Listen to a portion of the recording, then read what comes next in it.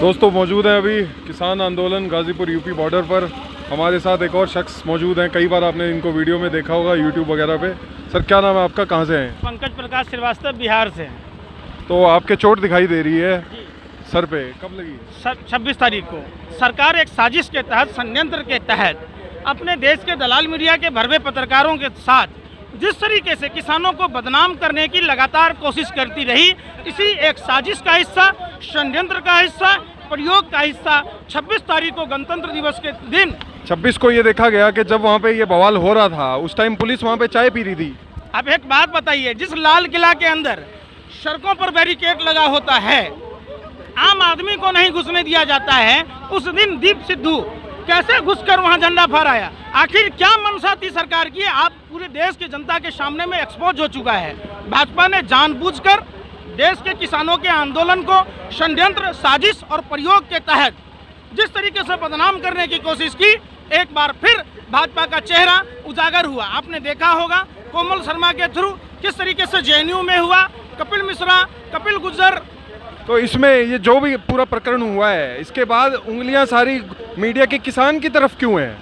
ये आप समझिए, पहले के राजा महाराजा भान रखते थे, अब के ये देश के दलाल मीडिया के हैं। दैनिक भास्कर के प्रमुख को राज्यसभा का सदस्य बनाया गया, तो वो क्या किसानों का खबर दिखाएगा?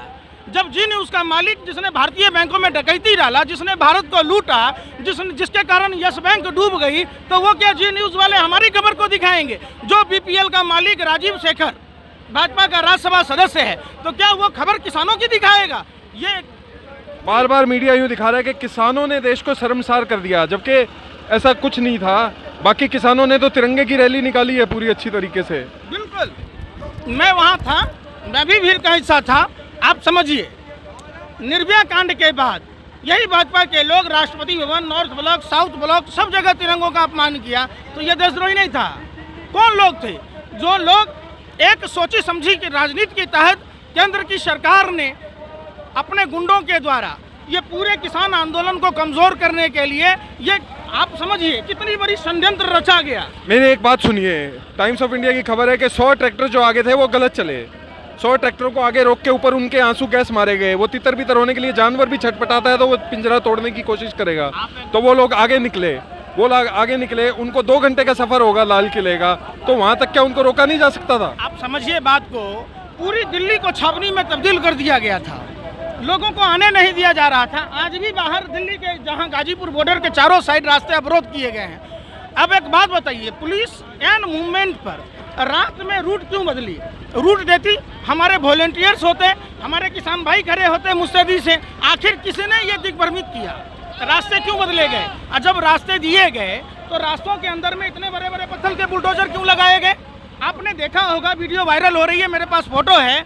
कुछ बैरिकेड्स जो अगले पुल के जो यहाँ पर थे अक्षरधाम के आसपास जो बैरिकेड्स लगाए गए थे, उनमें चेन तक बांधी नहीं गई थी ताकि कोई भी खींच के ले जाए उसको। पहले से ही सब सरकार की सहूलियत दी गई। सहूलियत नहीं दी गई। सरकार के लोग, भाजपा आरएसएस के लोग इस आंदोलन को बदनाम करने के लिए बीच में घुसकर सब कुछ किया। एक बात बताइए, लाल किला को जब इन्होंने डालमिया के हाथ में गिरवी रखा, उसी दिन राष्ट्रीय का अपमान नहीं हुआ?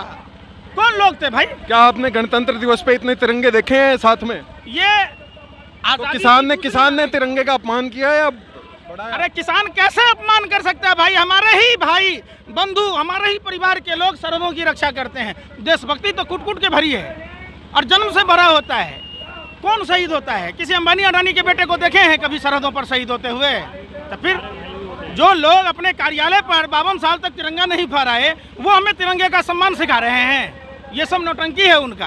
कौन था नाथूराम गोडसे जिसने महात्मा गांधी की हत्या की? वो कौन सा वेश बदल के गया था हत्या करने? आप समझिए। तो सारी चीज़ के बाद मीडिया इस चीज़ में भरमाने में लगी है लोगों को कि किसान वापस जा रहे हैं इस तरह की तस्वीरें दिखा के, और जबकि किसान यहाँ पे मौजूद है।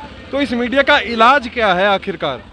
मीडिया का इलाज है कि हम चैनल देखना बंद करें, ताकि उसको जो विज्ञापन में पैसे आ रहे हैं हमारे ही टैक्स के पैसों से आ रहे हैं, और सरकार जो विज्ञापन दे रही है, हम लोग अगर चैनल देखना बंद कर देंगे तो ऑलरेडी वो मीडिया सुधर जाएगी। ये 27 जनवरी का अखबार है, आप देखिए, पंजाब केसरी।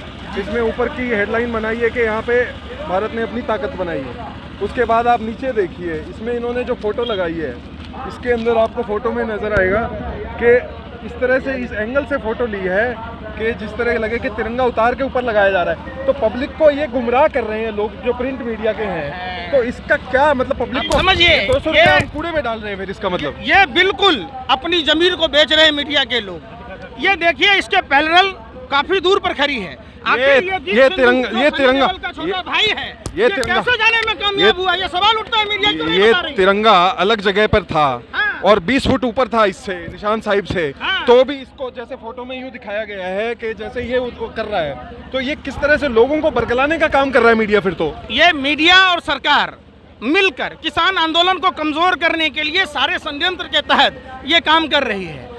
ये तिरंगा अपनी जगह पर फहरा रही थी और उसमें कोई किसान नहीं थे, भाजपा आरएसएस के लोग थे, सरकार के लोग थे, जो पुलिस के भेष में थे, जो किसानों को मारपीट कर रहे थे। आप एक बात बताइए पत्रकार महोदय, मैंने आपको एक चांटा मारा जर के, आपने फोटो हमारी नहीं बनाई और आपने जो बनाई, हम एक साजिश के तहत आपकी फोटो बना ली है। यही काम हुआ है वहाँ, आप समझिए। एक और बात पूछना चाहूंगा कि जैसे वहाँ पे इतनी पुलिस मौजूद थी, वो उसको रोक ही नहीं पाए। पुलिस और जवान के लोग एक तरफ तो कहते हैं कि भाई हम देश के लिए जान देते हैं और हम इतने बलवान हैं, हम इतने ज़्यादा हौसले वाले हैं, इतना हमारे में हिम्मत है, तो उस दिन दिल्ली पुलिस की हिम्मत कहाँ चली गई यार? भाई साहब, दिल्ली पुलिस देश की राजधानी दिल्ली में पॉकेटमारी की समस्या नहीं रोक पाती है।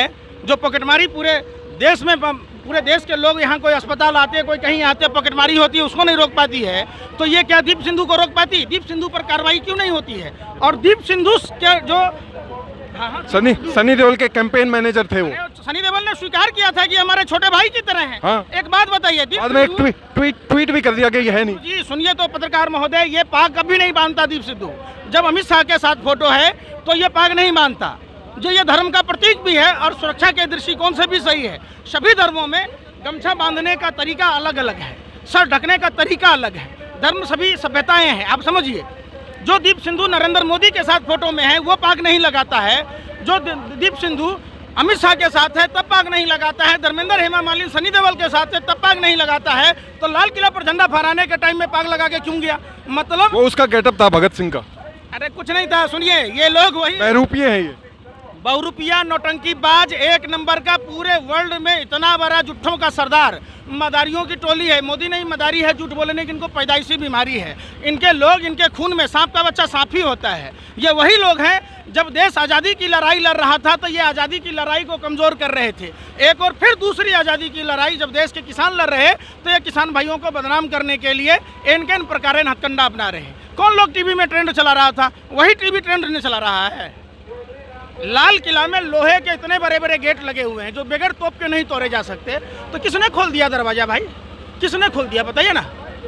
तो इसका सवाल मीडिया ने तो नहीं उठाया बिल्कुल भी। मीडिया कौन उठाएगा? आपको बताया ना, ये सारे सरकार की दलाली और भरवागिरी कर रहे हैं। तो सवाल उठता है देश के दलाल मीडिया के भरवे पत्रकारों पर, ये आवारा कुत्ते की तरह भौंकते हैं। ये आप समझिए, पालघर के मामला पर अर्नब गोस्वामी को देखा, कहाँ पहुँच गया? इटली तक पहुँच गया। उस अर्नब गोस्वामी के व्हाट्सएप चैट से बालाकोट की घटना का जिक्र होता है पार्थो दास गुप्ता से। वो सारा कुछ दब गया इस मामले से। इस मामले से क्या सारे मामले दब गए? आज तक के इतिहास में बताइए, गोधरा कांड में जो लोग थे उनका कोई उजागर हुआ? जस्टिस लोया की हत्या किस परिस्थितियों में हुआ? कुछ हुआ? पुलवामा की घटना कैसे हुई, इसकी जांच हुई? आप एक बात बताइए ना, गलवान की घटना कैसे हुई? कैसे अरुणाचल गांव बसा लिया, इसकी कोई जिक्र होती है? सवाल उठता है। तो एक अलग किस्म के भारत में रह रहे हैं फिर हम। भारत तो भारत ही है, भारत महान है, 100 में 90 बेईमान, फिर भी मेरा देश महान। नाना पाटेकर की वो डायलॉग याद आता है, साला एक मच्छर हिजरा बना देता है। ये रंगा बिल्ला की जोड़ी ने पूरे देश को हिजरा बना दिया है। जो लोग संविधान बचाने की बात कहते हैं, जो लोग कानूनविद हैं, जो लोग संविधान पढ़े हुए हैं, जिनके हाथों में देश की सुरक्षा व्यवस्था है, वो लोग सरकार की कठपुतली बनकर, हिजरे बनकर तवायब के कोठे पर जैसे मुजरा गाती है ना, तवायब वैसे मुजरे गा रहे हैं। तो क्या किया जाएगा बताइए ना? चलो देख सकते हैं दोस्तों किस तरह का गुस्सा है लोगों में सरकार के प्रति और जो इस आंदोलन को खराब करने की साजिशें हुई है उनको लेकर। धन्यवाद, बहुत बहुत धन्यवाद सर।